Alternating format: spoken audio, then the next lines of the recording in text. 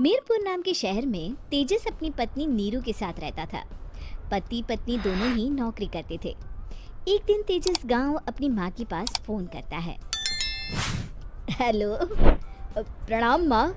जीते रहो माँ, तुम दादी बनने वाली हो हैं? अरे वाह, ठीक है बेटा, मैं कल ही आती हूँ। जब माँ जी शहर पहुंची तो बेटे बहू ने बहुत अच्छे से स्वागत किया। लीजिए माँ जी, चाय। अरे गर्मा गर्म पकोड़े ले आओ माँ के लिए। नीरू रसोई में गई और 2 मिनट में ही पकोड़े ले आई। जी ये लीजिए। बहू जादू से बनाए हैं क्या? अभी तो रसोई में गई थी। यम्मी। माँ जी, शीला रसोई में पकोड़े तल रही है, मैं बस लेकर आई। हे भगवान, मेरा धर्म भ्रष्ट कर दिया तूने। अब तो गंगा जल से शुद्धिकरण करना होगा। दूसरे दिन, माँ जी मैंने नाश्ता बना दिया है, ऑफिस जा रही हूँ। पर अभी तो घर का सारा काम पड़ा है। शीला आती ही होगी, झाड़ू पोछा बर्तन कपड़े वो सब कर लेगी।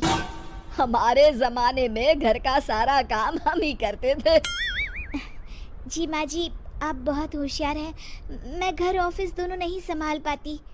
तो जरूरत क्या है घर से बाहर जाकर चाकरी करने की? वैसे भी घर का काम खुद करने से घर में बरकत आती है, समझी? पर माँ जी। पर वर कुछ नहीं, इस महीने की पगार मिले फिर ऑफिस बंद है। हाँ। रात को नीरू तेजस से कहती है, सुनिए जी, माँ जी बोल रही थी कि मैं नौकरी छोड़ दूं। वैसे ठीक ही तो है, अभी तुम्हें आराम की जरूरत है। फिर भी आराम कहाँ, शीला को छुड़ाने के लिए बोल रही थी। तो अब 24 घंटे में इतना काम तो कर ही सकती हो। पर जॉब पसंद है मुझे, घर पर मन नहीं लगेगा। अगले दिन जब दोनों ऑफिस के लिए निकल रहे थे, मेरी तो कोई कीमत ही नहीं है इस घर में। माँ जी, आजकल महंगाई बहुत है, रहन सहन भी बदल गया है, दोनों नौकरी करते हैं तभी ठीक रहता है। अच्छा, तू कहना क्या चाहती है? मेरा बेटा तुझे बिठा के खिला नहीं सकता? तू ही इस घर का खर्च चला रही है, हैं? नहीं माँ जी, मेरा वो मतलब नहीं था।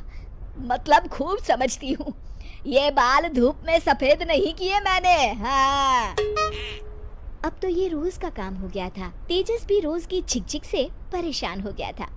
एक दिन उसने कहा, नीरू, वैसे भी तुम्हें मैटरनिटी लीव मिलने वाली है, तो अभी से ही छुट्टी ले लो। पर क्या, मेरी सैलरी अच्छी खासी है। आखिर नीरू ने रिजाइन कर दिया। जब बच्चा हुआ तो घर में सब बहुत खुश हुए। कुछ दिनों बाद तेजस फाइल देख रहा था। क्या हुआ तेजस, कुछ परेशान लग रहे हो? हाँ, वो हमारी जितनी सेविंग्स थी वो तो हॉस्पिटल में और छठी के फंक्शन में खत्म हो गई है नीरू। और अभी वैसे मंदी चल रही है तो मैं बोल रही थी कल मुन्ना को हेपेटाइटिस का टीका लगवाना है। नीरू, क्या पोस्टपोन नहीं कर सकते? नहीं जी, बिल्कुल नहीं। अब तेजस को समझ में आ रहा था कि उससे गलती हुई है। पैसों की कमी का असर घर के माहौल पर भी पड़ रहा था। अगले दिन, बेटा मेरा चश्मा और ये दवाइयाँ ले आना, पर्चा देते हुए माँ जी ने कहा। जी। तेजस, मुन्ना के लिए दूध का डिब्बा और डायपर भी ले आना, और ये किराने के सामान की लिस्ट है, इसे भी लाना है। तेजस गुस्से में लिस्ट मरोड़कर फेंकता है और चिल्लाता है, पैसे क्या पेड़ पर उगते हैं? ये ले आना, वो ले आना। अरे पर ये जरूरत का सामान ही है। वो गुस्से में बिना कुछ कहे ऑफिस चला गया। अरे अरे लंच तो ले जाइए। नीरू दौड़कर डिब्बा पकड़ाती है। एक दिन खाना खाने के बाद, नीरू, अब तो मुन्ना कुछ बड़ा हो गया, तो अब तुम वापस ज्वाइन कर लो ना जॉब। पर इस रिसेशन में जॉब मिलना बहुत मुश्किल है।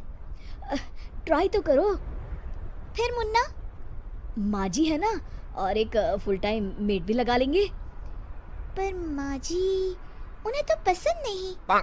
तभी माँ जी वहाँ आ जाती है और प्यार से नीरू के सर पर हाथ फेरते हुए बोलती है, अब मेरी समझ में आ गया बहू, पहले के और अब के समय में अंतर है। तुम काम शुरू करो, मुन्ना की जिम्मेदारी मेरी।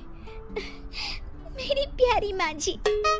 ये कहकर नीरू उनके गले लग गई। शिक्षा, परिवर्तन संसार का नियम है, हमें भी समय के साथ चलना चाहिए। उम्मीद है कि आपको हमारी ये कहानी पसंद आई होगी। कृपया हमारे चैनल को सब्सक्राइब करें और सभी अपडेट्स के लिए बेल आइकन जरूर क्लिक करें। और हाँ, वीडियो लाइक और शेयर करना मत भूलिएगा। Bye bye.